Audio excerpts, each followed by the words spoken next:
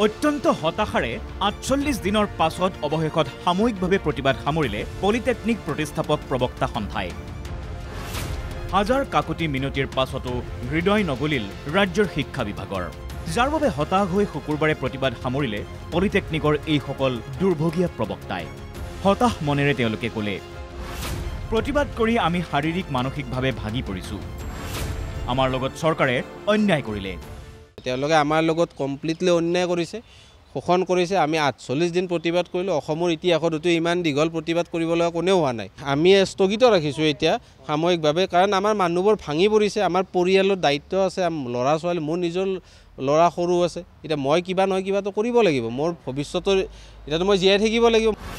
আমি বাৰম্বাৰ চৰকাৰৰ লগত কথা পাতিব বিচাৰিছিলোঁ, কিন্তু আমি অলপো সঁহাৰি নাপালোঁ। CM ছাৰক অনুৰোধ কৰিছোঁ এগেইন। তেওঁক আমি অলৰেডি বহুতবাৰ মিডিয়াৰ থ্ৰুৰে হওক আমি অনুৰোধ কৰি আহিছোঁ। তেওঁক আমি বিভিন্ন লেটাৰ দিছোঁ এইকেইদিনতে ইমানবাৰ, যে তেওঁ আমাক এবাৰ লগ কৰক, তেওঁ কথাখিনি শুনক, তেওঁ ভালদৰে তদন্ত কৰক কথাখিনি। উল্লেখ্য যে চাকৰি নিয়মীয়াকৰণৰ দাবীত বিগত ফেব্ৰুৱাৰী মাহৰ পৰা প্ৰতিবাদী কাৰ্যসূচী ৰূপায়ণ কৰিছিল ৰাজ্যৰ 11খন পলিটেকনিকৰ প্ৰায় 64গৰাকী প্ৰবক্তাই।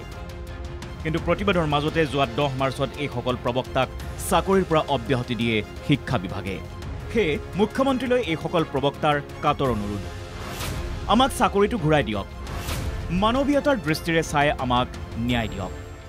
আমাক তেওঁ ন্যায় দিয়ক। আমি আশাবাদী তেওঁৰ পৰা, যে তেওঁ আমাক কিবা এটা চাওক, আমাৰ ভৱিষ্যতৰ লগত আমাৰ জীৱনটোৰ কিবা এটা সুৰক্ষা দিয়ক। এতিয়াও আমাৰ পদসমূহ খালী হৈ আছে, আমাক সেই পদবোৰতে নিযুক্তি দিয়ক। আমি চৰকাৰক অনুৰোধ জনাইছোঁ যে তেওঁলোকে আমাক, যিহেতু আমাৰ পোষ্টত বেলেগ মানুহ অহা নাই, তেওঁলোকে আমাক পুনৰ সংস্থাপন দিয়ক আৰু আমাক চাকৰিটোৰ কিবা এটা সুৰক্ষা প্ৰদান কৰক। তেওঁলোকে 60 বছৰলৈ হওক লগালে বা নিয়মীয়াকৰণ কৰক। অন্যথা আমি পুনৰ আন্দোলনৰ কাৰ্যসূচী ল'ম।